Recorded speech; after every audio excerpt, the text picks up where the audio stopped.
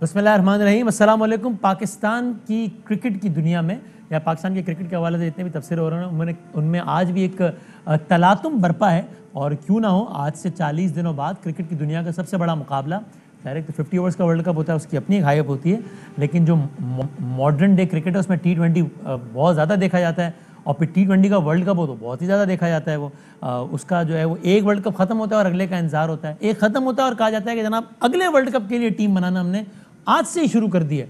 लेकिन क्या कीजिए कि वर्ल्ड कप में 40 दिन बाकी थे और पता चला कि हेड कोच गया, बॉलिंग कोच गया। अभी थोड़ी देर पहले पता चला है कि ज़राए से खबर आ रही है, ऐसा लग रहा है मुसद्दिका खबरें, कि टेस्ट की कप्तानी से बाबर आजम गया, शोएब मलिक टीम से बाहर, आमिर है ही नहीं, वाब रियाज आउट, खुशदिल इन, आसिफ इन, सरफराज आउट, आजम इन। ये इतना सब कुछ हो गया है जब सिर्फ 40 दिन बाकी हैं इस बड़े मुकाबले में। और ज़ाहिर है चेयरमैन तो रमीज़ राजा होंगे, एहसान मानी नहीं, वो टेन्योर पूरा होने वाला था। तो कल हमने इस हवाले से बात की थी चीफ सेलेक्टर से कि जो उन्होंने 15 रुकनी स्क्वाड सेलेक्ट किया है, उस पर हमने बात की थी मोहम्मद वसीम से। आज का प्रोग्राम ही बड़ा लोडेड है। आज प्रोग्राम के इब्तदाई हिस्से में हमारे साथ मौजूद हैं, ऑफकोर्स सहाफ़ी तो हैं ही, लेकिन क्रिकेट के हवाले से उनका तारुफ कि पाकिस्तान क्रिकेट बोर्ड के वो फॉर्मर चेयरमैन रहे, जमा रहे, PSN में उनका बड़ा किरदार।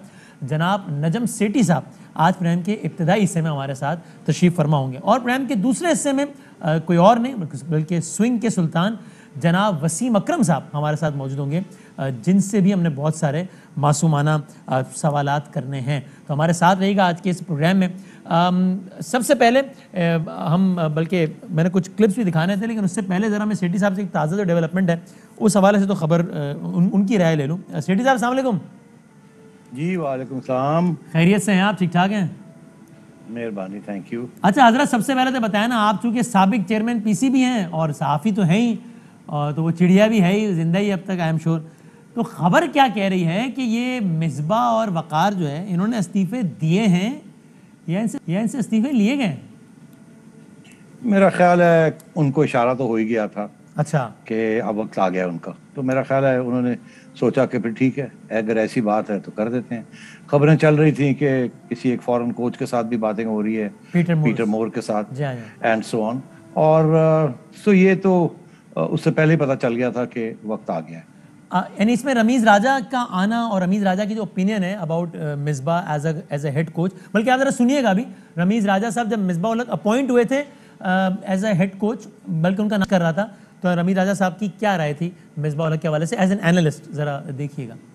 पाकिस्तान क्रिकेट को एक नया रुख देने की अब ज़रूरत है। पाकिस्तान क्रिकेट के DNA में एग्रेशन है और इस एग्रेशन के लिए आपको उसी तरह से एक गेम प्लान तैयार करना है और इस गेम प्लान में उसी तरह के इंडिविजुअल्स लेके आने हैं। ये पुराना एक स्कूल ऑफ थॉट है। ये ऐसे ही है जैसे मोहम्मद अली बॉक्सर अपनी आखिरी अयाम में रिटायरमेंट से पहले वो एक कॉर्नर में खड़े हो जाते थे और उन पर मुक्के ओपोनेंट्स रिसीव करते रहते थे, उनको थका के फिर आखिरी के 1-2 राउंड्स में वो मुक्के वापस मार के और मुकाबला जीत जाते थे। मुझे अपना गेम प्लान तैयार करना है, ना कि मैं ऑपोजिशन के गेम प्लान पे अपना गेम प्लान तैयार करूं। ये सब चीज़ें तभी होंगी जबकि माइंडसेट बदलेगा, और माइंडसेट बदलेगा एक फ्रेश अप्रोच के साथ। मिसबा उल हक जो है, अनफॉर्चुनेटली जितनी मैंने उनकी क्रिकेट देखी है, सेफ और सिक्योर क्रिकेट खेलते रहे हैं और एक कंडीशन के हिसाब से, एक आधी कंडीशन में ही सक्सेसफुल है। पाकिस्तान को टीम फॉर ऑल सीजन्स चाहिए। तो मिसबा उल हक की अप्रोच में इनका बड़ा वाज़ेह इख्तिलाफ था। तो आपके ख्याल में ये वजह बनी है कि फिर मिसबा को इशारा किया गया कि अब आप जाइए, नए चेयरमैन के साथ काम नहीं कर पाएंगे? मेरा ख्याल है ये तो उनकी राय थी पहले से, मगर ये भी है ना कि बहुत मिसबा और वकार, इनकी कारकर्दगी टीम की इनके दौर में ख़ास अच्छी नहीं रही, तो वो भी एक इशू था। तो अगर इनका ये ख्याल था कि इनको फारग करना है और कोई अग्रेसिव कोचेस लाने हैं, तो फिर इनको मौका तो मिल गया, क्योंकि कारकर्दगी भी इतनी अच्छी नहीं थी। अच्छा, और आपकी राय में, तज्जिए में, ये फैसला ठीक था, या अब जब बिल्कुल 40 दिन रह गए वर्ल्ड कप में तो अब इसी कॉम्बिनेशन को चलाना चाहिए था, या नहीं यही सही वक्त था कि भाई वर्ल्ड कप आने वाला है, आप तगड़ा कोच लाएं? क्या ओपिनियन है आपका? देखिए, असूली तौर पे तो इतनी जल्दी अभी वर्ल्ड कप महीना दूर है और तसलसल रहना चाहिए था, मगर ये असूली बात है। मगर अब अगर कोई एक नया चेयरमैन आया है और वो उनकी एक लॉन्ग टर्म सोच है, और सिर्फ ये नहीं है कि ये होम सीरीज जो है ये जीतनी है या वर्ल्ड कप बिल्कुल ही फर्स्ट क्लास क्रिकेट खेलनी है, थोड़ी सी मीडियम टर्म भी आउटलुक होती है। स्पेशली एक नया चेयरमैन 5 साल के लिए आता है, और अगर वो ये सोचता है कि अभी से शुरू करना है हमने, जो कुछ करना है, अगर हो भी जाए, मामले बन भी जाए, doesn't matter, will resolve them. तो कोई ऐसी बात नहीं है चेंज करना मिड स्ट्रीम, अभी तो मिड स्ट्रीम भी नहीं है। ओके अच्छा, ये बड़ी खबरें हैं कि जो टीम सिलेक्शन हुई है उसमें भी मिसबा खुश नहीं थे, और कल हमने मोहम्मद वसीम से भी पूछा इस हवाले से, तो उनके भी जवाब से मैंने ये तज्जिया लिया कि हाँ मिसबा एग्री नहीं कर रहे थे, क्योंकि मोहम्मद वसीम ने कहा कि जनाब राय सबसे ली जाती है, हतमी फैसला सिलेक्शन कमेटी का होता है। तो आप एग्री करते हैं इस बात से कि बहरहाल हेड कोच का ओपिनियन लेना चाहिए, लेकिन फाइनल अथॉरिटी वो नहीं है, अगर उसको एतराज़ भी है किसी प्लेयर्स के आने या ना आने पे तो एतराज़ रहे अपनी जगह, फाइनल वर्ड बहरहाल चीफ सेलेक्टर का ही होना चाहिए। या एक्चुअली फाइनल वर्ड तो चीफ सिलेक्टर का ही होता है, मगर अब जो नई सूरत हाल बन रही है उसमें मेरा ख्याल है फाइनल वर्ड रमीज राजा का होगा, क्योंकि इससे पहले मैं भी क्रिकेटर नहीं था, ज़का अशरफ साहब भी क्रिकेटर नहीं थे, उससे पहले भी क्रिकेटर नहीं रहे, तो इसलिए हम डिपेंड करते थे सिलेक्शन कमेटी के ऊपर, क्योंकि हम एक्सपर्ट्स नहीं थे। मगर अब तो रमीज खुद हैं, he is an expert on all these things, तो जाहिर है फाइनल वर्ड रमीज का ही होगा, उन्होंने अब नई शेप देनी है टीम को। मेरा अपनी चिड़िया की ये खबर है कि इमरान खान साहब ने उनको दो बातें कही हैं। उन्होंने कहा एक बात ये कि डोमेस्टिक क्रिकेट स्ट्रक्चर जो मैंने मानी को कहा था कि बनाए और उसको चलाए, वो नहीं बना सके और नहीं चला सके, उसको बनाएं और उसको चलाएं। और दूसरा ये है क्रिकेट गिरी हुई है मेरे दौर में, ये कैसे हो सकता है, अब जाओ और जाके क्रिकेट टीम को ठीक करो और सक्सेस शो करो। अच्छा ओके, और कैप्टन की से कितनी होनी चाहिए आपके ख्याल में, चूंकि बड़े वाजे ये भी खबरें हैं कि बाबर खुश नहीं है, कल रमीज राजा और बाबर की बात भी हुई और रमीज राजा साहब ने उनको भी सजेस्ट किया कि यार कौन आया कौन गया इस पे छोड़ो, अपनी कप्तानी पे अपने गेम पे फोकस करो। और अभी थोड़ी देर पहले खबरें ये हैं कि इसी हवाले से रमीज राजा चूंकि नाला हैं तो बाबर आजम को टेस्ट की कप्तानी से भी हटाने का इम्कान है और रिजवान को दी जाएगी कप्तानी। मेरा ख्याल है जो मेरी चिड़िया की खबर है वो भी ये भी है कि बाबर आजम को भी रमीज ने छोटा सा लेक्चर दिया है कि तुम अपनी बैटिंग के ऊपर कंसंट्रेट करो एंड डोंट इंटरफेयर इन इस किस्म की चीज़ें। मगर मैं आपको एक बात बताऊं कि जब मिसबा खुद कैप्टन थे हमारे दौर में, तो मिसबा इंसिस्ट करते थे कि थोड़ी बहुत उनकी भी बात सुनी जाए, और हमारी हमेशा ये कोशिश होती थी कि कैप्टन की भी बात सुनी जाए। उसकी वजह यह है कि ऑन टूर तो कैप्टन और कोच जो होते हैं वही फैसला करते हैं। सिलेक्टर्स तो बना के 15 बंदे दे देते हैं, मगर ऑन टूर जो होती है 11 की, वो फाइनल सिलेक्शन कैप्टन की और नेशनल कोच की होती है। पुराने ज़माने में मैनेजर भी बैठते थे, मगर हमारे ज़माने में हमने बंद कर दिया था मैनेजर का बैठना in the selection committee on tour. तो अब ये है कि मेरा ख्याल है कि Rameez is going to be different. ये तो हर लेवल पे मेरा ख्याल है ये इंटरवीन करेंगे, इंटरजेक्ट करेंगे और कोशिश करेंगे कि इनकी बात सुनी जाए। और आपके ख्याल में ऐसा ही होना चाहिए? अगर वो ऐसा करेंगे तो ये ठीक करेंगे? नहीं, मेरा ख्याल है कि कैप्टन को फुल हैंड देना चाहिए, बात कर लेनी चाहिए, मगर कुछ इंसिस्ट नहीं करना चाहिए। Captain should be the captain, जैसे एक शिप का कैप्टन होता है इसी तरीके के साथ टीम का कैप्टन होता है। अगर आप कैप्टन की कारकर्दगी ठीक नहीं है, you have problems, change the captain. मगर ये नहीं कि आप कैप्टन को सारा वक्त ऊपर से हिदायत करें, ये करो वो करो, ये करो वो करो। ये तो नेशनल कोचेस भी जो हैं, जब मैच हो रहा होता है तो उस वक्त बहुत कम इंटरफेरेंस करते हैं। और अगर बाबर को हटाया जाता है इस स्टेज पे सेठी साहब टेस्ट की कप्तानी से, तो ये इटसेल्फ क्या एक गलत फैसला इसलिए नहीं होगा कि मतलब जाहिर है एक बंदा डिमोरलाइज तो होगा ना कि आगे, और आपको तो सबका मोराल उठा के रखना है ना अभी। बिल्कुल, मोराल बहुत इंपॉर्टेंट है, मोराल पहले ही गिरा हुआ है, और ये जो इस वक्त जो शेकअप हुआ है इसके साथ और भी बड़ी अनसर्टेनिटी हो गई है। और मैं समझता हूँ पीसीबी के अंदर भी बड़े प्रॉब्लम्स हैं जो रमीज को अब चेक करने पड़ेंगे, और वहाँ भी मुझे ऐसे लगता है कि बर्फ़ पिघलनी पड़ेगी। तो ये अगले जो 2, 3, 4, 6 महीने आ रहे हैं ये टफ होंगे। हर किस्म की यहाँ कंट्रोवर्सीज चलेंगी और मोटिवेशन के इश्यूज होंगे। आप खुद चेयरमैन रहे पीसीबी के, Ramiz Raja as chairman Pakistan cricket board, आपके ख्याल में कैसी चॉइस है? देखिए, this is not the first time, ये चौथे क्रिकेटर हैं जो कि चेयरमैन बने हैं, तो ये नई बात तो है नहीं। दूसरी बात ये है कि चेयरमैन तो जर्नलिस्ट भी बने हैं, जजेस भी बने हैं, जनरल्स भी बने हैं, ब्यूरोक्रेट्स भी बने हैं, बिजनेसमैन भी बने हैं, तो ये भी फिर नई बात नहीं है। तो ये तो देखना पड़ेगा कि कारकर्दगी कैसी है। हर चेयरमैन को यार्डस्टिक चेकिंग की यही होती है कि स्ट्राइकिंग रेट क्या है, बैटिंग एवरेज क्या है, टीम कितनी जीती कितनी हारी। आपको तो पता है जब टीम हारती है तो कैप्टन की उतनी तनकीद नहीं होती जितनी खिंचाई चेयरमैन की हो जाती। हाँ, सही है। अच्छा, आपने सेठी साहब जब ये स्क्वाड देखा 15 का, मोहम्मद वसीम चीफ सेलेक्टर ने कल आके अनाउंस किया, आपका पहला रिएक्शन क्या था? कैसी team? I must say I was surprised. मेरे कोई अपने पर्सनल चॉइसेस नहीं है, मगर कुछ लोगों के नाम देख के मुझे हैरानगी भी हुई, मसलन मगर जाहिर है कि I am not an expert on cricket. अब ये हो सकता है कि नया फलसफा हो जिसमें रमीज एंड जी जी, अगर रिकनेक्ट हम कर सकें सेठी साहब को या हम टेलीफोन पे कर ले सकें कि नजम सेठी साहब क्या समझते हैं ये टीम की जो सिलेक्शन हुई है इसमें उनकी क्या। मीनवाइल आप देखें भी कि कल हमने मोहम्मद वसीम साहब से पूछा, चूँकि मिसबाह उल हक के जाने के हवाले से एक बहुत खबर जो गर्दिश कर रही है वो यही है कि वो टीम की सिलेक्शन से भी मुतमईन नहीं थे। तो आप इस जवाब से खुद अंदाज़ा लगाइए कि आपके ख्याल में मिसबाह इस टीम के हवाले से ऑन बोर्ड थे या नहीं थे। देखिएगा मोहम्मद वसीम क्या कह रहे थे। ये जो हेड कोच थे हमारे, जब ये टीम आप अनाउंस कर रहे थे उस वक्त तो थे मिसबाह, तो मिसबाह कोच टीम सिलेक्शन से तो कोई इश्यूज नहीं थे, वो उस पर ऑन बोर्ड थे जैसे कोई भी हेड कोच होता है और वो मुतमईन थे इस टीम सिलेक्शन से। कि ऑब्वियसली जब आपकी डिस्कशंस होती हैं उस पर कुछ आपके डिसएग्रीमेंट भी होते हैं, कुछ आप एग्रीमेंट भी करते हैं, लेकिन मैं ये क्लेम कर सकता हूँ कि हमारी जितनी भी पहले भी सिलेक्शंस हुई हैं उसके ऊपर कि एंड में जाके आपकी एक म्यूचुअल अंडरस्टैंडिंग होती है कि दीज आर द थिंग्स। ये जो आपने अनाउंस किया है स्क्वाड आज, उस पर भी म्यूचुअल अंडरस्टैंडिंग थी जिसमें उस वक्त के हेड कोच मिसबाह उल हक भी बिल्कुल मुतमईन थे इन इस प्लेइंग 11 पे। यह जो 15 खिलाड़ी आपने अनाउंस किए उसको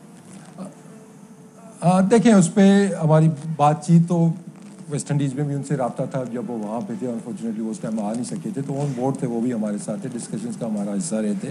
लेकिन एंड ऑफ द डे जब आप सजेशंस ले लेते हैं, कैप्टन से भी उनकी भी राय लेते हैं, कोच की भी राय लेते हैं, जो रेलिवेंट पर्सन है उनसे राय ली जाती है और उसके बाद ऑब्वियसली जो फाइनल डिसीजन होता है वो सिलेक्शन कमेटी का ही होता है, लेकिन सबकी राय उसमें शामिल की जाती है। राय सबकी शामिल की जाती है, लेकिन फाइनल डिसीजन जो है वो सिलेक्शन कमेटी का ही होता है। तो अच्छा सेठी साहब, वो ये शुएब अख्तर ने तबसरा किया मिसबाह और वकार के एग्जिट के बारे में, वो जी दौड़ गए हैं जी, भाग गए हैं जी, बुजदिली है, क्या कहते हैं? नहीं, ऐसी बात नहीं है। देखिए, ये तो एहसास सभी को है। आप लोग भी तबसरे कर रहे हैं, क्रिकेट कमेंटेटर्स भी कह रहे हैं कि टीम इतनी स्ट्रांग नहीं लग रही कि ज्यादा दूर जाएगी वर्ल्ड कप में। मगर देखिए, हम जब मुझे याद है जब चैंपियंस ट्रॉफी थी तो पहला मैच कितना बड़ा डिजास्टर था और दूसरा चैंपियंस ट्रॉफी। तो अब ये देखना है, ऑनेस्टली मैं आपसे बताऊं, ये जो 3-4 नए लोग रखे हैं इन्होंने, इन पे बहुत डिपेंड करेगा क्योंकि ये मिडिल ऑर्डर है सारा और बड़े अच्छे लोग जो हैं उनको बर्थ नहीं मिली। तो अगर ये चल जाते हैं तो then the team will do well. अगर ये नहीं चलते तो फिर अनफॉर्चुनेटली सारी की सारी क्रिटिसिज्म जो है वो रमीज राजा पे आएगी। और टुवर्ड्स एंड बताएं कि ठीक है, आप जाहिर आपने कहा खुद ही कि मैं कोई क्रिकेट एक्सपर्ट नहीं हुई हूँ, लेकिन जाहिर है as someone who has been the helm of the affairs, और जाहिर है पाकिस्तान में तो हर बंदे की क्रिकेट पर अपनी एक राय ज़रूर होती है। तो इस स्क्वाड में आपको सबसे ज़्यादा हैरत कोई एक नाम जिसके होने पर और एक नाम जिसके ना होने पर आपको हैरत हुई हो? देखिए, मेरे ज़माने में हम फिटनेस के ऊपर बहुत एम्फेसिस था, इसीलिए बड़ा एक स्ट्रॉन्ग फिटनेस कोच भी था। और उस सिलसिले में जाहिर है कि जब आजम खान की बात आती थी तो बड़ा मुश्किल ही लगता था कि कमाल है यार, ये कैसे ये खेलेंगे। और फिटनेस बहुत इंपॉर्टेंट होती है। इट्स नॉट जस्ट बैटिंग और bowling, it's also fielding, it's also कि आपकी बॉडी लैंग्वेज क्या है, क्या दुनिया क्या देखती है। जैसे कि अगर आप किसी 45 ईयर ओल्ड को आप ले लेते हैं तो नजर आता है कि यार अगर ये टैलेंट कहाँ गया। तो इसलिए मैं समझता हूँ कि आजम खान की जो सिलेक्शन थी that was of course quite surprising. मेरा ख्याल है he is not yet ready. अगर वो इतने जबरदस्त प्लेयर हैं और बड़ा उनकी बात होती है स्ट्राइक रेट वगैरह की, मैं चेक कर रहा था कोई स्ट्राइक रेट कोई 85 के करीब है, वो भी इतना जबरदस्त नहीं है। बट एनीवे, तो फिर एटलीस्ट बच्चे को चाहिए कि अपने आप को फिट करे और सही सिलेक्शन हो उसकी और मेरिट हो। ऐसे लगता है कि कुछ मतलब है कि कुछ ज्यादा ही इसमें इन पे तवज्जो दी जा रही है आउट ऑफ द ऑर्डिनरी।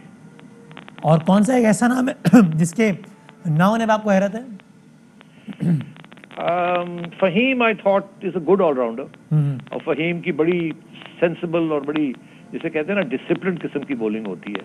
और वर्ल्ड कप जैसे T20 वर्ल्ड कप में भी it's not how many wickets you take, it's कितनी रन्स नहीं आप देते। तो आई थॉट उसकी थोड़ी सी मैं I was a little surprised. Right, thank you very much, बहुत शुक्रिया नजम सेठी साहब, चेयरमैन पाकिस्तान क्रिकेट बोर्ड हमारे साथ मौजूद है। आजम की उन्होंने बात की तो आप और ज़ाहिर सिलेक्शन में सबसे ज़्यादा बात आजम के हवाले से हो रही है, हम वसीम अकरम साहब से भी ये पूछेंगे। तो लेकिन आप ये देखिए कि चीफ सेलेक्टर मोहम्मद वसीम साहब बहुत ज़्यादा कन्विंस हैं, बल्कि वो समझते हैं कि कुछ हवालों से दुनिया के बेहतरीन खिलाड़ी हैं आजम खान। किस हवाले से आप देखिए, कल हमने उनसे पूछा क्या कहा उन्होंने। आप अगर प्रिसाइसली बता सकें कि आज़म खान की क्या वो ऐसी परफॉर्मेंस थी जिसकी वजह से आप उनसे मुतासिर हुए बगैर ना रह सके और आपने कहा कि इसको तो वर्ल्ड कप खेलना चाहिए। देखिए, आज़म का जो स्ट्राइक रेट है इस टाइम वो पाकिस्तान में सबसे ज़्यादा, अगर आप देखते हैं T20 के अंदर, वो आपको नज़र आएगा। अगर आप क्रिटिकली उसके अंदर और ज़्यादा डिटेल्स में जाते हैं तो at the moment he is the best, he has the best record against the spin bowling. वो दुनिया के जितने भी बैट्समैन हैं, he is the best striker. और ये मैं नहीं कहता, ये आपका डेटा कहता है और आपकी जो पूरी एक साइंस है वो कहती है कि at the moment he is the best option against the spin bowling. और उसमें वो बड़े बड़े नामों से आपको ऊपर नजर आएगा। I think his strike rate is over 200 against. अच्छा, लेकिन ट्रैक रिकॉर्ड ये भी कहता है ना वसीम साहब, किसी को अगर निकालना होता है तो हम कहते हैं जी वो एवरेज बुरा है, और उसी को रखना होता है तो हम कहते हैं स्ट्राइक रेट अच्छा है। तो ठीक है भाई, देखिए एवरेज, स्पेशली अगर मिडिल ऑर्डर की आप बात करते हैं, वहाँ पे एवरेज मैटर नहीं करती है। तो दुनिया के बेहतरीन खिलाड़ी समझते हैं उनका स्ट्राइक रेट के एतबार से स्पिनर्स के खिलाफ। बहरहाल, एक वक्फे के बाद हमारे साथ पाकिस्तान क्रिकेट टीम के साबिक कप्तान जनाब वसीम अकरम साहब मौजूद होंगे और उनसे बड़ी खुल के और दो टोक बात होगी इस सारे के सारे सिनेरियो पे जो कि पाकिस्तान क्रिकेट में बिल्ड हुआ है पिछले 48 घंटों में, पिछले 24-48 घंटों में। टीम की सिलेक्शन, रमी राजा साहब का आना, मिसबाह का जाना, वकार यूनुस का जाना, मिसबाह कैसे हेड कोच थे, वकार कैसे बॉलिंग कोच थे, आमिर को होना चाहिए था या नहीं, सरफराज को होना चाहिए था या नहीं, आजम को होना चाहिए था या नहीं, इस सारे के सारे सिनेरियो में पाकिस्तान क्रिकेट टीम के साबिक कप्तान वसीम अकरम हमारे साथ होंगे। उनसे होंगे मासूमाना सवाल ब्रेक के बाद।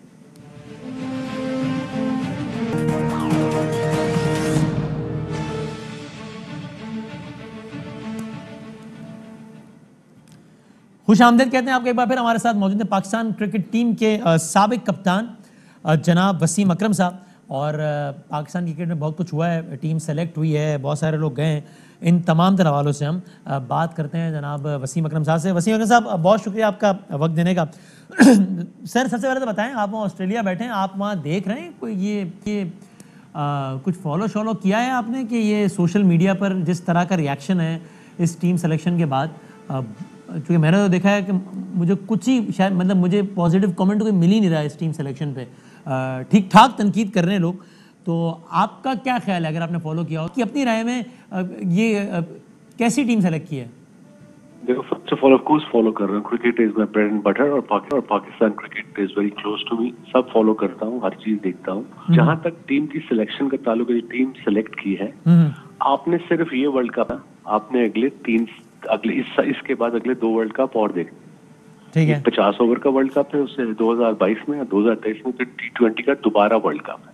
सो ऐसे प्लान है। मुझे तो ये टीम, मेरे ख्याल में ये टीम अच्छी लगी। एक आधा सिलेक्शन शायद हो जाए, but we as a nation be too critical because we love this game so much. हम बड़े क्रिटिकल होते हैं, बहुत ज्यादा, और रूड होते हैं सोशल मीडिया पे, अजीब अजीब बातें लिखते हैं अपने प्लेयरों के बारे में। मैंने किसी मुल्कों में, मुल्क देख लो, बांग्लादेश देख लो, श्रीलंका देख लो, कोई ऐसी बदतमीजी नहीं करता। अब टीम सेलेक्ट होगी, यंग लड़के हैं, उनको सपोर्ट करो, उनको बैक करो। अब पॉइंट्स में आता हूँ। हाँ। अब ज्यादा जो क्रिटिसिज्म मैं देख रहा हूँ आसिफ पे देख रहा हूँ, आजम पे देख रहा हूँ। जब T20 सिंस 2020 के बाद जितने मैचेस T20 के हुए हैं उसमें छक्के सबसे ज्यादा मोहम्मद हफीज के हैं पाकिस्तान से 65, आजम खान के हैं 60, खुशदिल शाह के हैं 56।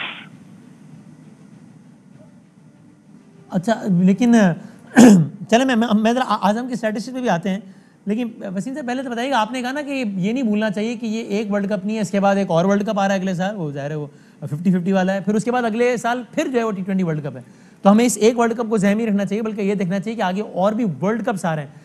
लेकिन वसीम भाई, ये तो हम, यानी जब एक वर्ल्ड कप ख़त्म होता है तो हम ये सुनते हैं कि कोई बात नहीं, हार गए, अगले दिन से कहा जाता है कि बस आज से ही अगले वर्ल्ड कप की तैयारी शुरू है, अगले वर्ल्ड कप की टीम हम आज से बनाना शुरू कर रहे हैं।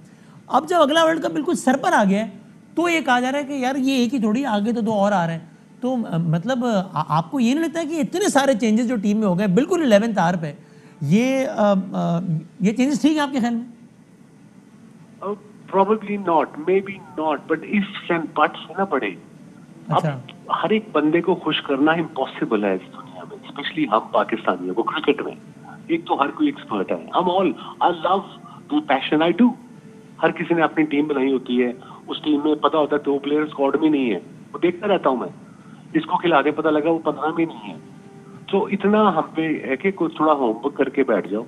कोई अच्छा। हमारा सीनियर जर्नलिस्ट लिखता है इट्स पैथेटिक परफॉर्मेंस सिलेक्शन। अच्छा, That's not fair to say stuff like this.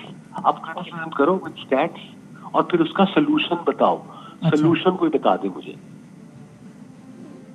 अच्छा ठीक है। लेकिन चलें अब ज़रा आज़म खान की बात कर लेते हैं। अब आज़म खान ने वसीम अकरम साहब इंटरनेशनल यानी ज़रा T20 इंटरनेशनल है, T20 वर्ल्ड कप है ये, तो इंटरनेशनल में उन्होंने 3 मैच खेले और 6 रन बनाए और PSL की परफॉर्मेंस भी आज़म खान की कोई बहुत मुतासर कुन तो नहीं रही।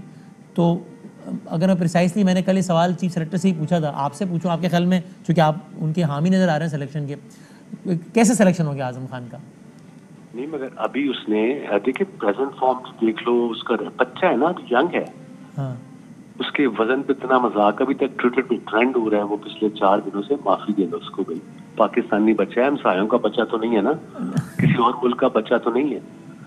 उसको कॉन्फिडेंस देना है इस टीम को हाथ में। मेरे ख्याल में टीम ठीक सेलेक्ट हुई है अगले 3 वर्ल्ड कप देख के। This is I think as ex cricketer, ex captain, बाकी जो मर्जी जो कहता रहे। और आप लोगों के या प्रेस के प्रेशर पे टीम पिक नहीं कर सकते। सही है। आपका एक अपना प्लान होता है, एक आप अपना एक सिस्टम होता है। आप सोचते हो ये लड़के मैंने खिलाने, आप ठीक है आपके दोनों कोचेस लास्ट मिनट पे चले गए, उसमें भी डिस्कस करेंगे हम। बट आसिफ अली पे बहुत क्रिटिसिज्म हो रहा है, आई अंडरस्टैंड। उसकी भी फॉर्म CPL में अच्छी नहीं थी, मैंने फॉलो किया उसको। उसका स्ट्राइक रेट नंबर 1 पे ट्वीट कर रहा था वो ट्विटर पे 99.9 व्हाटएवर। इतने फारिग लोग बैठे हैं हमारे पास पाकिस्तान में, मगर उसका PSL में स्ट्राइक रेट ऑलमोस्ट इज 170 अभी जो प्रीवियस PSL गुजरी है। तो वो ठीक है, उसको परफॉर्म चांसेस मिले, उससे परफॉर्मेंस नहीं हुई, but just back the player man for once. Stop criticising all the time, it's annoying and it's frustrating and it's गुस्सा आता है कई दफा। आपके लहजे से भी लग रहा है कि आपको एक्चुअली बहुत, आप तनकीद करने वालों पर बड़ी शदीद तनकीद कर रहे हैं। आसिफ अली का आपने कहा, मुझसे भी फाद मुस्तफ़ा पूछ रहे थे कि जब पता चला कि आपका इंटरव्यू करूंगा, उन्होंने कहा पूछिएगा भैया आसिफ अली ये कौन है, ये क्यों खेल रहे हैं, क्या है। आसिफ अली ने टोटल T20 इंटरनेशनल खेले 29, उनमें एक भी निस्फ सेंचुरी नहीं है। एवरेज है 16, टोटल रन बनाए 344 आसिफ ने। अच्छा वसीम अकरम साहब, ये बिल्कुल ठीक है कि मीडिया की तनकीद को देखते हुए टीम नहीं बनानी चाहिए, बिल्कुल सही है, लेकिन जाहिर है कि कोई ना कोई वजूहत तो होंगी ना। यानी चलें स्टैटिस्टिक्स पे आगे दोबारा आते हैं, लेकिन सर आपने कहा कि जी वो आज़म पे इतनी तनकीद कर रहे हैं, वो हमारा अपना ही बच्चा है, कोई हमसायों का, किसी का पड़ोसी मुल्क का या उसके खिलाड़ी तो नहीं है। तो वसीम अकरम साहब बात ये है ना कि अगर कोई भी बंदा ऐसा आ गया है जिसको टीम में नहीं होना चाहिए, कोई भी, तो उसकी जगह जिस बंदे को टीम में होना चाहिए और वो बाहर बैठा है, घर बैठा है, वो भी हमारा अपना ही बच्चा है ना, वो भी हमसाये का बच्चा नहीं है। सरफराज की बात करें, हमारे एक्स कैप्टन की, सीनियर प्लेयर की, जो 2 साल से पाकिस्तान टीम के साथ है और मैच नहीं खेला because Rizwan is performing well. So might as well have some guy जिसका मिडिल ऑर्डर में 5-6 पे पावर हमारा प्रॉब्लम है, जो था 5-6 नंबर पे आपके पास पावर हिटर नहीं है। Sarfaraz can get 50 of 30 balls at times, but he's not going to get 50 of 20 odd balls. He's not going to hit big sixes. Future किसका है, फ्यूचर देखो। और अच्छा आप कह रहे हैं फ्यूचर देखो किसका है, लेकिन चलें हम एक एक करके बात कर लेते हैं। हमने आज़म खान की बात की, ज़रा थोड़ी और भी बात करनी है मैंने उस हवाले से। सरफराज की आपने बात की, शोएब मलिक की बात करते हैं। ज़रा पहले आप ज़रा सुनिएगा कि हमने चीफ सेलेक्टर साहब से कल पूछा कि खुशदिल शाह क्या एक बेहतर चॉइस है शोएब मलिक के मुकाबले में, तो उन्होंने क्या चले, ज़रा आप ये सुनिएगा मोहम्मद वसीम की बात। Khushdil Shah is a better choice than Shoaib Malik. Wasim साहब देखें, उस नंबर के लिए, उस रोल के लिए डेफिनेटली, तो नंबर 5-6 के लिए Shoaib Malik was not suitable, और उनका ट्रैक रिकॉर्ड भी उस पोजीशन के लिए नहीं है और उस पर उनका इंटरेस्ट भी नहीं था। उनसे मेरी बात भी हुई थी, also wanted to play on top of the order. उन्होंने खुद मुझे ऑफर की थी कि मैं ऊपर खेलना चाहता हूँ, नीचे का मैं प्लेयर नहीं। अच्छा इस पर एक तो मेरी जो सोर्सेज है वो ये कहती हैं कि शोएब मलिक साहब ने खुद रब्ता किया था मोहम्मद वसीम साहब से, और उनको अपने ऑर्डर पे कोई इशू नहीं था कि उनको किसी भी ऑर्डर पे खिलाया जाए। मेरी इन्फॉर्मेशन के मुताबिक उनको इसमें इशू नहीं था कि अगर 5-6 नंबर पे उनको खिलाया था, बल्कि उन्होंने खुद इस बात पे रजामंदी जाहिर की थी कि अगर बाकी स्लॉट्स में कोई है इशू तो मैं किसी भी नंबर पे खेलने के लिए तैयार हूँ। 1 साल पहले मोहम्मद वसीम साहब और शोएब मलिक साहब की जो बात हुई थी उसमें यह कहा गया था कि यार तुम्हें टॉप 4 पे खेलना चाहिए, दोनों का इस बात पर इत्तेफाक था। फिर जब उसमें तजुर्बे होने लगे तो शोएब मलिक साहब ने वहाँ पे रजामंदी जाहिर की थी कि 5वें नंबर पे भी मैं खेल सकता हूँ। अब आप चलें इस पे भी, इससे भी अगर आगे बढ़ें, स्टैटिस्टिक्स देख लेते हैं। 2016 के वर्ल्ड कप के बाद से लेकर अब तक शोएब मलिक ने 31 इनिंग्स खेली हैं, एवरेज है 45 रन का, तकरीबन 855 रन उन्होंने बनाए। हफीज़ ने 28 इनिंग्स खेली हैं, उनका एवरेज है 39 का। स्ट्राइक रेट की बात कर लेते हैं। शोएब मलिक का स्ट्राइक रेट है 2016 के बाद से जो मैचेस हुए, 2016 के वर्ल्ड कप के बाद 149 का स्ट्राइक रेट है, क्योंकि स्ट्राइक रेट बहुत ज़्यादा अब बात हो रही है, तो वो ये शोएब मलिक का ये है। अच्छा, अब ये भी बात हो रही है कि जनाब हमें ऐसे खिलाड़ी चाहिए जो आखिरी ओवर्स में आके, डेथ ओवर्स में आके सारा गेम निकाल सकें। Shoaib Malik stands at number 1 position in scoring most runs in death overs in T20 since world cup in 2016। फिर उसके बाद स्ट्राइक रेट की चूंकि बात होती है बहुत ज़्यादा, तो डेथ रेट्स में चौथा हाईएस्ट स्ट्राइक रेट जो कि तकरीबन 196 है, वो शोएब मलिक का है। हाईएस्ट जो एवरेज है विनिंग कॉस्ट का पाकिस्तान टीम में, वो शोएब मलिक का है।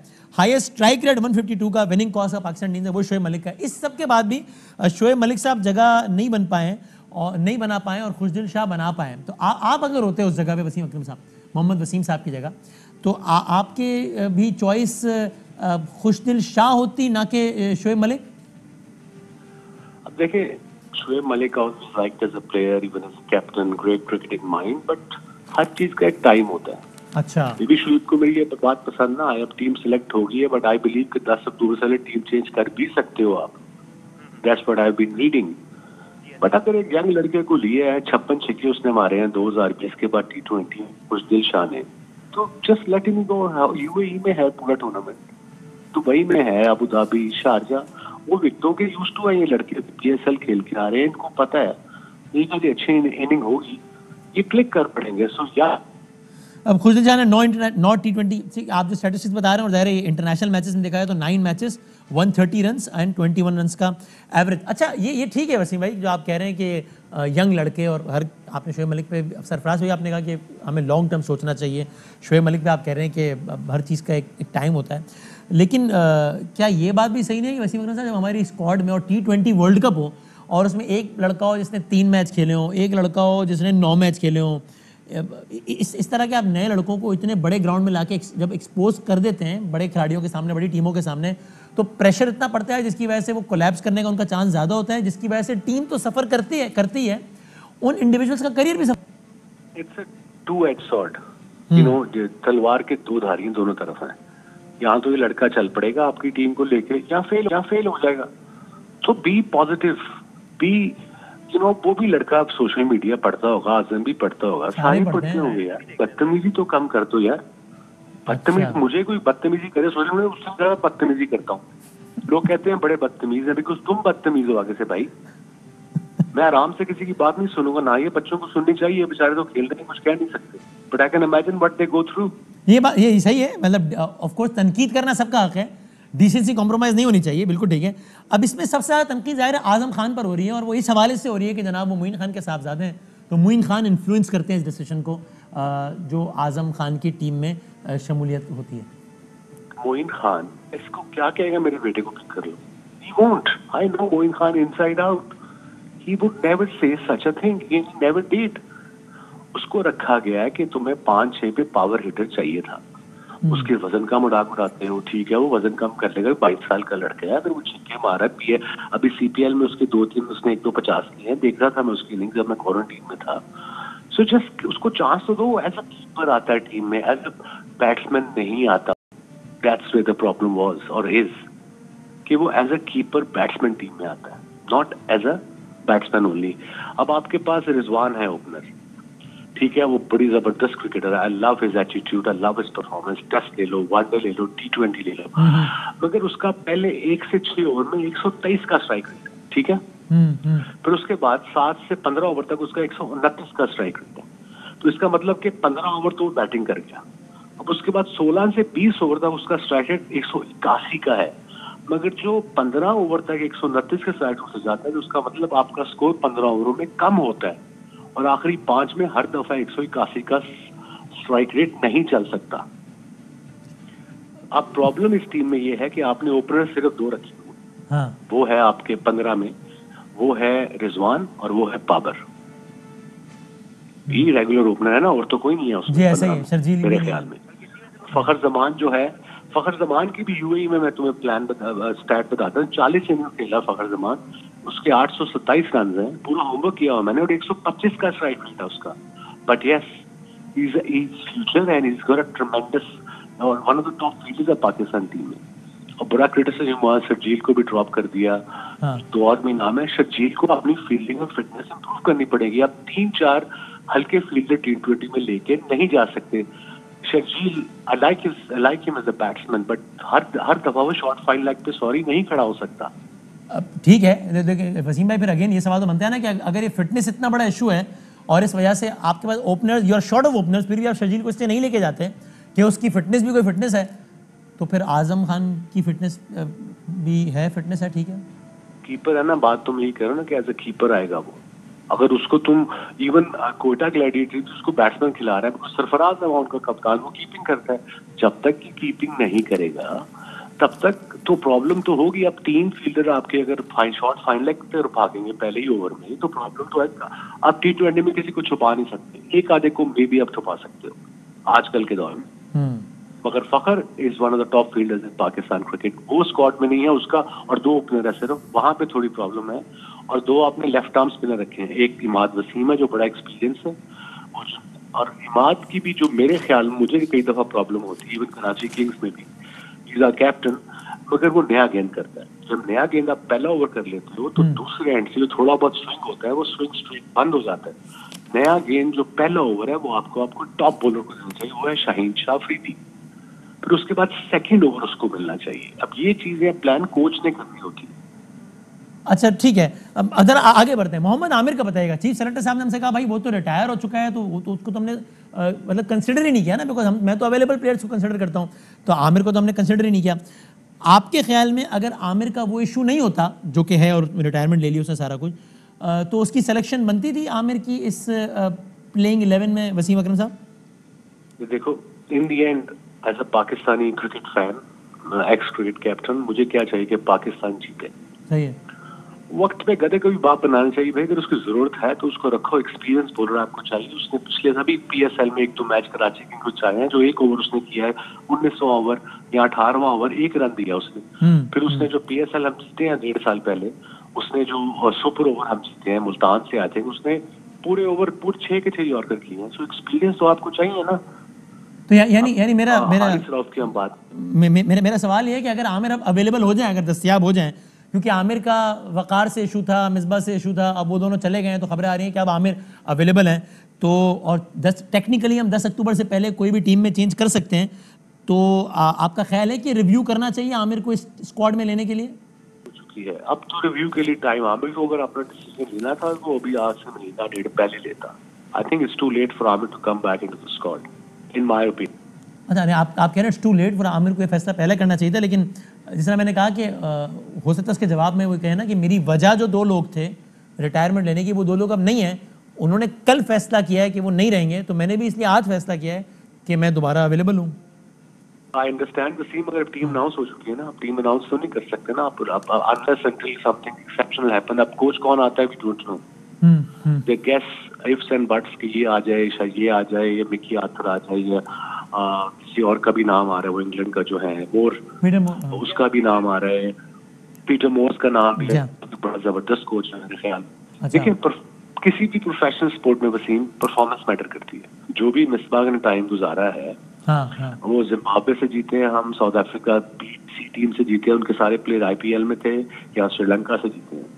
मेन टीमों के खिलाफ हम नहीं जीत पाए बिकॉज किसी को पता नहीं था कि क्या हो रहा है, किसी का रोल डिफाइन नहीं था। एटलीस्ट इस 15 में रोल डिफाइन मुझे लगे हैं एज एन आउटसाइडर। अब देखो ना, मैं अगर मिसबा की जगह होता, मैं कहता PPCB को कि मुझे दुनिया का बेस्ट फील्डिंग कोच चाहिए, ठीक है, मुझे दुनिया का बेस्ट ट्रेनर चाहिए। सही है। वो अपने दोस्त यार साथ जो भी है PCB के वो ले गया साथ, तो फिर आपका स्टैंडर्ड वो नीचे रहना। That's where the problem was. This is my view as a cricket की बात कर रहा हूँ। मैं मिसबा की जगह हूँ, आता अगर तब 2 साल पहले, तो मैं दुनिया के बेस्ट प्रोफेशनल हायर करता PCB को। मुझे ये पूरा होमवर्क करना चाहिए, ये नहीं कि वो चाहिए जो मेरे साथ गपशप लगा सके। No, I don't want that. अब पाकिस्तान टीम में क्या प्रॉब्लम होती है, ये टीम अनाउंस नहीं करते, वो टीम लीक हो जाती है। अबे इसमें कोई रॉकेट साइंस थोड़ी है वसीम। तुम 12 लड़के अनाउंस कर दो, 13 लड़के अनाउंस कर दो कि कल सुबह पिच देख के हम 11 लड़के पिक करेंगे, बात खत्म होगी भाई।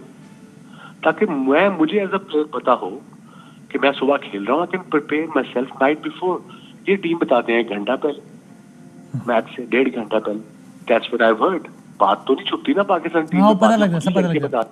हाँ भाई, अच्छा आप कह रहे हैं कि मिसबाह उल्लाह की जगह आप होते तो आप पीसीबी को कहते हैं मुझे बेहतरीन कोचेस दो। मिसबाह ने ये नहीं किया, बल्कि अपने दोस्तों यारों को लेके टूर्स पे चला गया। चलो मुझे एक allow me to take a break. हमने स्क्वाड पे बात की थोड़ा सा। अब ये जो मिसबाह गए, वक़ार, आपने मिसबाह का बताया, आप मुतमईन नज़र नहीं आ रहे उनके अंदाज से।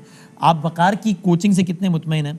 और ज़रा कुछ और चीज़ें भी आपके हवाले से भी कुछ बातें, वो कहते हैं जनाब वसीम अकरम भी तो चला रहे हैं पीसीबी, टीम सेलेक्ट ही वसीम अकरम ने की है। तो ज़रा मैं कुछ और बातें भी करता हूँ छोटे से ब्रेक के बाद।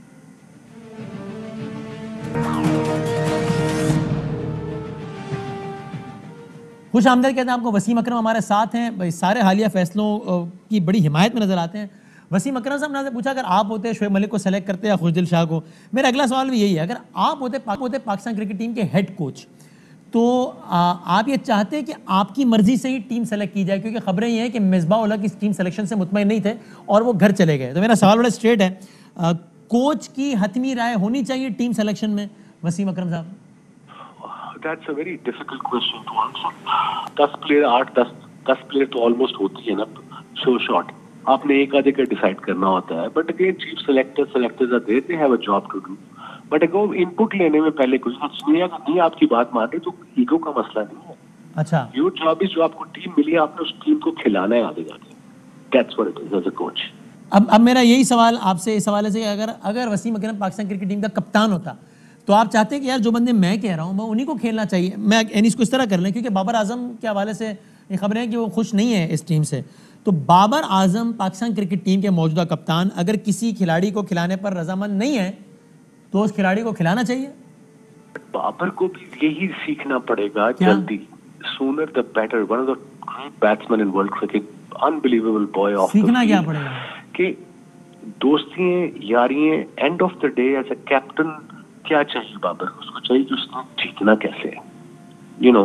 अगर उस वक्त उसको एक एवरेज प्लेयर समझता है ना कि मुझे जिता सकता है और इसमें टैलेंट है, तो उसको बाबर को बैक करना चाहिए। ये नहीं कि मैं इसको जानता हूं तो मुझे इसको बैक करना चाहिए। ये माइंडसेट चेंज करना पड़ेगा हमें पूरी पाकिस्तानी क्रिकेट का। यार अभी तक सिफारिशें आती हैं यार, मुझे भी इसको पिक कर लें, इसको पिक कर लें, come on for God sake 6। हाँ ओके, इंटरेस्टिंग। नहीं वसीम अकरम साहब, मेरा आपसे बड़ा मासूमाना सवाल है, ये बताएं, लोग ये कहते हैं भाईजान सारी गेम है वसीम अकरम के हाथ में, वसीम अकरम कुछ भी नहीं है लेकिन सब कुछ है, और वो कहते हैं ये टीम वसीम अकरम साहब ने सेलेक्ट की है, सारा गेम ही आपका। मैंने ये पिछले 2 साल से सुन रहा हूँ, और ये हमारे जो कोई 2 महीने से ज्यादा सीनियर जर्नलिस्ट है, ये वो कहते हैं you think I have time and strength और इस तरह की चीजें करने में। I don't. नहीं, ज़्यादा टाइम तो नहीं। वो कहते हैं वसीम अकरम एक व्हाट्सएप करता है, आगे जो है वो काम रेडी होता है, फिर आगे बाकी लोगों को जाके टीम पे डिफेंड करना होता है। वसीम अकरम व्हाट्सएप करता है, वो टीम फाइनल होती है। Not at all. That's not it. Why would I do that? मैं तो ऑस्ट्रेलिया ही बैठा हूँ, 2 हफ्ते तो क्वारंटीन में रहा हूँ, और मैं आज का दूसरी मैं 55 साल का हो चुका हूँ, डायबिटिक हूँ 24 साल से। कराची में रह के वसीम में एक चीज सीखा हूँ पिछले 10 साल में, उड़ता तीर लेने का नहीं है। और बड़े लोग कहते हैं आप कोच क्यों नहीं करते? जब मैं अपने कोचेस को ये सुनता हूँ बदतमीजी करते हुए, you think I can take that? I would never take बदतमीजी फ्रॉम कल के बच्चे से। छोटे छोटे 12 बच्चे आपको एडवाइस दे रहे होते हैं। अबे एक तो इनकी ये एडवाइस जो है ना, मेरे पास इतना जबरदस्त डायलॉग है, गरीब की हाय और इडियट की राय कभी नहीं देनी चाहिए। अच्छा, गरीब की हाय और इडियट की राय, ओके। चलें टुवर्ड्स द एंड, कोच आपके ख्याल में कौन होना चाहिए? मैं किसी का नाम नहीं लेता, लेकिन आप बताएं, कोई फॉरेन कोच होना चाहिए? लोग कहते हैं पाकिस्तान में इतना टैलेंट पड़ा है, बाहर से कोच लाते हैं हम, तो फॉरेन कोच होना चाहिए या कोई लोकल खिलाड़ी कोच होना चाहिए? I think, sorry, we don't have it. Believe me. तुम मुझे नाम बता दो, ऑप्शन दे दो, मैं तुम्हें उसमें से पिक कर दूंगा, but I doubt there is any. अच्छा, you are actually short of names. You are asking me कि मतलब अच्छा, मतलब जावेद मियादाद, चले मैं नाम ले लेता हूँ। जावेद भाई प्रेजेंट क्रिकेट के साथ वाबस्ता नहीं है, great cricketing mind. He can come as a cricketing consultant or a cricket director in PCB, but being a coach, you have to be involved with present cricket for at least 10 years, 15 years. Shoaib Akhtar बहुत enthusiastic है। खैर उनका मैंने खबर देखी, उन्होंने कहा कि मैं चेयरमैन से कम कोई ओहदा नहीं लूँगा, वरना बड़ा एंथुसियास्टिक है वो भी। हाँ तो फिर उन चेयरमैन ही बनते हो, फिर ओदी भी गल्ला पता नहीं क्यों सीरियस लेते हैं सारे। आई रियली डोंट नो, जिस बंदे को तमीज नहीं है ना उसको कुछ नहीं पता जिंदगी में। ऑलराइट, ठीक है, वेरी इंटरेस्टिंग। वसीम अकरम साहब बहुत बहुत शुक्रिया, आपने बड़ी के सारे मामलात पे लगी लिपटी रखे बगैर बात कर दी है सारी की सारी। सो बहुत बहुत शुक्रिया नाज़रीन, आज के प्रोग्राम में अब तक के लिए इतना ही। आपने पाकिस्तान क्रिकेट टीम के साबिक कप्तान वसीम अकरम साहब की खुली डुली बातें सुनी, उस पर आने वाले दिनों में आई एम श्योर बात होती रहेगी। ज़िंदगी रही, सेहत रही तो इंशाल्लाह कल फिर हाजिर होंगे, तब तक के लिए अल्लाह हाफ़िज़।